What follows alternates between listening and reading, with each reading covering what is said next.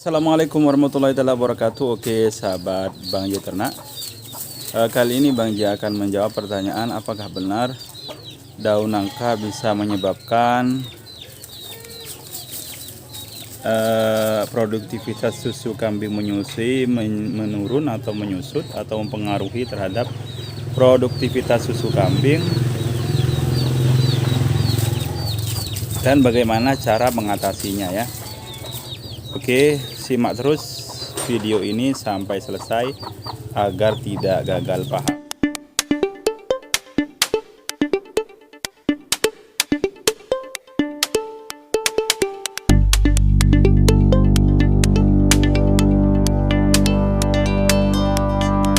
Oke, langsung kawan ya, di hadapan saya ada pohon nangka yang masih kecil ya, kebetulan sering juga diberikan kepada kambing Bang J ya, baik yang cempe, yang bunting, yang menyusui. Bang J biasanya sering mengambilkan daun nangka ini. Nah, apakah benar itu nanti akan menyebabkan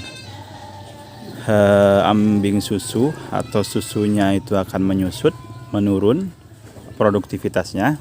Nah, penjelasannya begini kawan ya. Jadi kenapa ini daun nangka ini kalau dianggap bisa menyebabkan produktivitas susu kambing itu menurun? Kita ambil satu saja kawan ya. Nah, sampean ini coba diginikan ya, diremas-remas begini ya. Ini di tangan akan terasa sangat sedikit sekali kadar airnya ya. Jadi itu mengapa daun nangka itu dianggap akan menyebabkan susu kambing itu, produktivitas susu kambing itu menurun atau menyusut, karena memang kadar air dari daun nangka ini sangat sedikit meskipun ada kandungan proteinnya. Jadi salah satu penyebabnya itu ya, karena memang kadar airnya itu sedikit.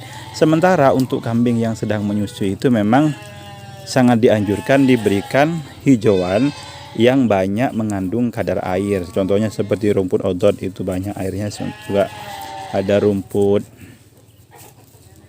paitan juga banyak mengandung kadar air. Daun pepaya juga banyak mengandung kadar air, dan daun ini kawan ya.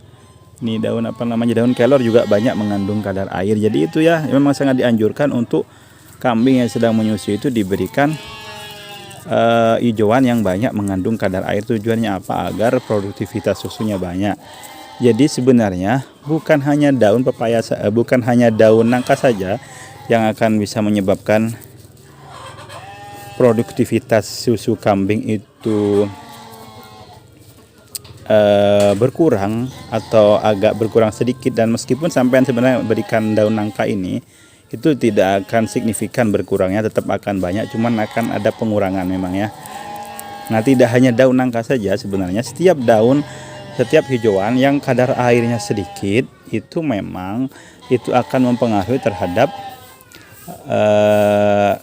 produktivitas susu, atau susunya itu akan jumlah susunya itu akan berkurang sedikit kawan ya, tidak banyak sebenarnya pengaruhnya.